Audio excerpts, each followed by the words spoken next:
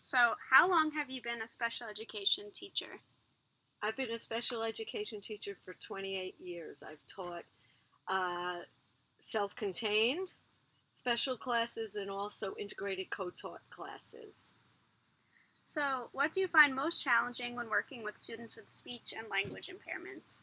I think because I am a seventh grade teacher, I think the curriculum becomes a big factor in teaching them. One, because students who have any kind of language disability are basically being asked to teach a new learn a new language for each subject. So they have science, they have to know math, social studies.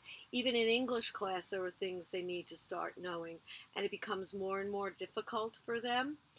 And the gap between them and their peers becomes bigger because of that. So, in what ways do you collaborate with the speech pathologist in your building?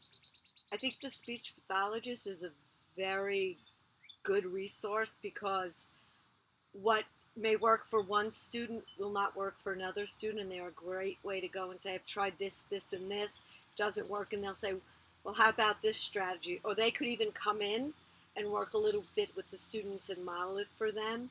Also, they're always willing, I know the speech pathologists in our school are, to say, here are 7 vocabulary words that this student must know for this particular class. And they will integrate that into the sessions that they have with the student so that they have more practice on those basic vocabulary skills that they definitely need. Do you find that the majority of teachers are open to collaborating with the speech pathologist in your building? I think I will say that all special ed teachers are. I don't say that that holds true for all of the general ed teachers in our building. It also goes, I think, because they think they're the general ed teachers, and they have a wealth of knowledge on their subject, and so they don't like to collaborate with somebody who might say to them, hey, that works for most students, it doesn't work for this student, so they're reluctant to do that. I also find there's a difference. I think older teachers, because special ed when I first started was so isolated from the general population, older teachers aren't as willing to work or collaborate as younger teachers are. Interesting. How do you tailor your instruction to best fit children with speech and language impairments in the classroom? I think there's a number of ways you have to do it. One, that you have to understand that just some of the general school terminology, if you will, direction words, test taking words, you have to be able to integrate that every day into your lesson plans.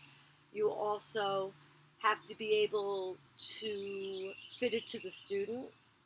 Giving a student 10 questions might not be optimal at the beginning. One student might be able to do the 10 questions, another student might need those cut down. They might need the language of the question simplified so that it's very straightforward. I think there's a lot of ways you have to do it, but I know for speech and language students, it's always something you think about when you're making a lesson plan, a daily lesson plan. Even introducing new words, you have to be very cognizant that they're probably not going to pick them up by you just using them, that they're literally going to have those words or those concepts behind the words taught over and over, very explicitly taught. Hmm. Do you feel that speech and language impairments impact children outside of the classroom? I think they do. I think they impact them on a very personal level. A lot of the issues we see with speech and language students that have those disabilities is when they go to the cafeteria or there's free time. They're not able to interact very well with their peers.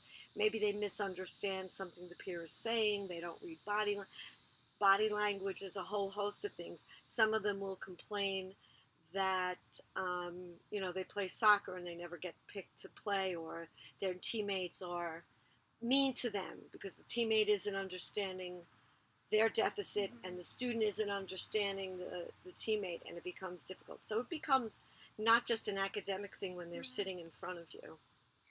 Do you find that speech and language impairments manifest the same way in all children?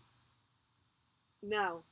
Even students where you'll get information that says they have an expressive deficit, it's not the same in every student. And so you have to be very aware of that.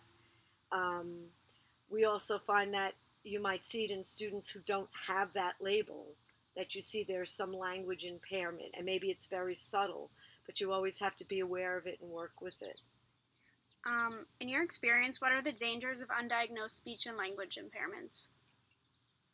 I think there's a number of ones. On the purely social level, there's one, because then the student is maybe that student that's always misunderstood or left out of things, or the one that all the kids say, oh, they're so annoying.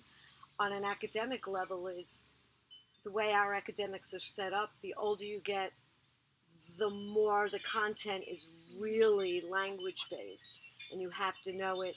And if you don't have the basics, as time goes on, that gap between you and your peers becomes wider and wider and much more difficult to span, because now you're constantly playing this game of catch up. So I think it affects everything. And I mean, we see adults that have, when I was a kid, people didn't have those. People just said, oh, they have trouble learning. They didn't really diagnose that they had a language deficit that could have been addressed. And you saw that as you got older and older. Those are the kids that struggled more and more in school and even socially. And just think of it, expanded out to then working and not being able to really function in the work environment. So it really has an impact. Okay, thank you. You're welcome.